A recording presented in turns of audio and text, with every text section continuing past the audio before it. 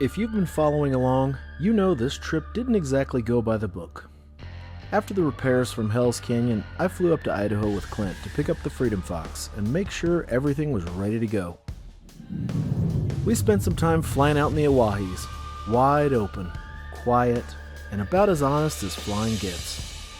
From there, the plan was simple: head home. But Weather had other ideas.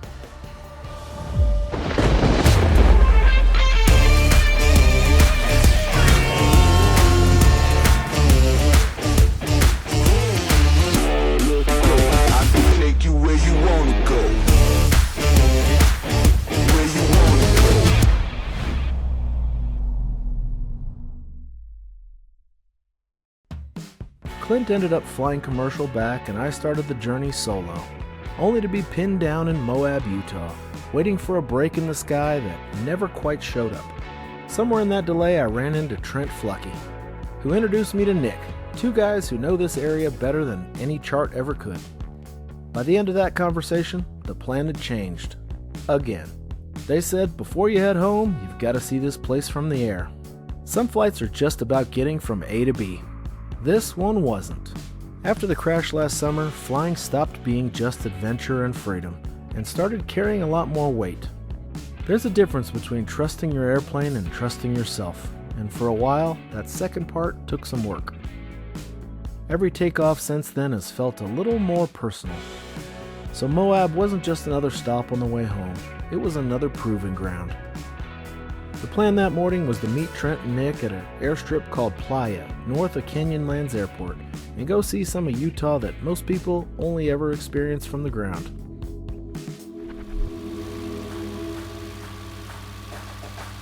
North of Moab, the desert opens up into a world that barely looks real from the air. Long shelves of rock, dry washes, canyon country, and layers of red and gold stretching out in every direction. Ooh, there's his wake turbulence. And then, there's the airspace. On the chart, the restricted area northwest of Moab looks like the kind of place that ought to keep a pilot at a distance. But the truth is, it's almost never active, which leaves open an incredible stretch of desert that feels like it was made for low and slow flying. Yeah, he might have went off to the left, Dave. Alright, I'm looking for him. The visuals out there do most of the talking. Canyons folding into each other, shadows sliding across the mesas, and desert textures that somehow look even bigger from a small airplane. Yeah, this thing's long. For me, this flight felt like more than just another leg on the trip home. It felt personal. A little overrated.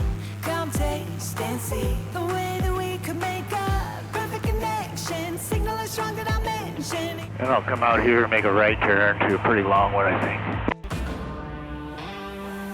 I'm just like a kid in a candy store right now. Baby, don't you wanna feel already?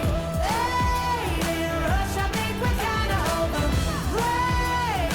Safe, no, you can get it. As I headed north to meet Trent and Nick at Playa, Moab became something more than a weather delay.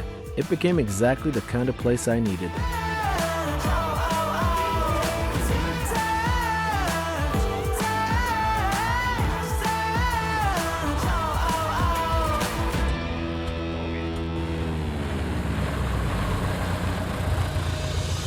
Morning.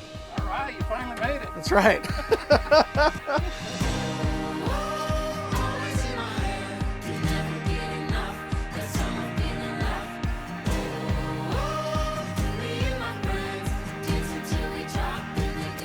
We spent the morning hopping around dune to dune, north of Canyonlands. This is the kind of flying that reminds you why you do it at all.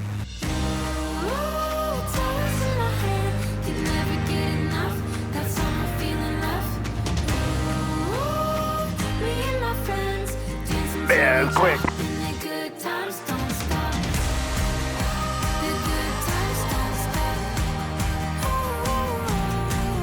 Trent, you seen it over there? Yeah, I got one right here. I'm kind of on a downwind for. It's off my right. Yeah, I think that's the one I was trying to point out there. And I'm out of the way too.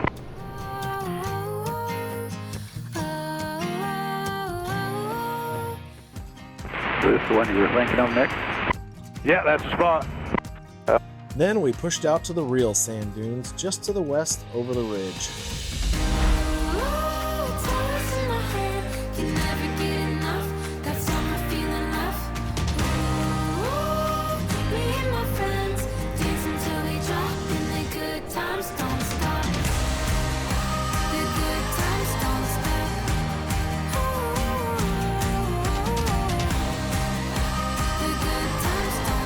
I am doing fantastic. In about 20 minutes, I'm going to grab some fuel and start my trip home. The bad part is, I don't think I can make it all the way home before dark. Even if I left at the very crack of dawn, I'm not sure I could have made it.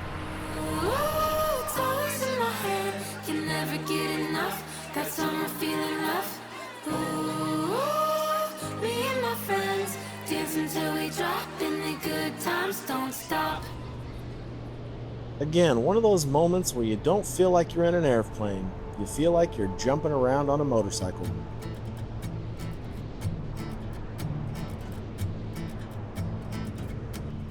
Do you remember me?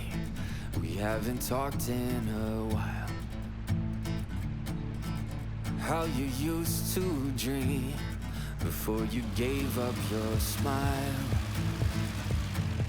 When you were young and free, built castles in the air. I wanted to find you, I'm here to remember. Man, this is incredible. Nick and Trent are showing me all around. We're in the sand dunes, as you can see. We just landed right here. Unfortunately, I do have to start my trip home, but these guys are going to pull out their grill and have a little breakfast. The guys tried to make some lunch, but we had some technical difficulties. This is the way to do it. This is the gas option. Yeah, Then we have the charcoal option. gas and charcoal option. Oh! No lighter. No lighter. I don't think I have one either. Oh! I got one in the other plane. Wrong plane. Well, thanks again, guys. Yeah. Great to meet you, Yeah. Nick. Really Pleasure, enjoyed Dave. it. Great to see Yeah, you. have a good trip home. Yeah, thank Be you. careful. And just like that, it was time for me to go. I thanked them for the tour and pointed south. The weather was clear, but one more stretch of VFR on top. Still that same feeling, just a little outside my comfort zone. But this time it felt a little bit different. More controlled, more deliberate. And then the weather finally let go. Clear skies, smooth air for the most part, a straight shot home. No matter how hard it gets, the years and the tears you spent are worth it all. It's worth it all. Don't have to live with regrets. Look up and lift up your head and stand up tall. Stand up tall. Don't sleep, just bring it to life. Work through the night. Give it some time, oh, the future is bright. Don't turn away, 'cause you're gonna break through, child. No matter how hard it gets. After everything, the clouds, the mud, the uncertainty, it ended the way you hope these trips do. Simple, quiet, just me, the airplane, and a long stretch of sky out in front of us.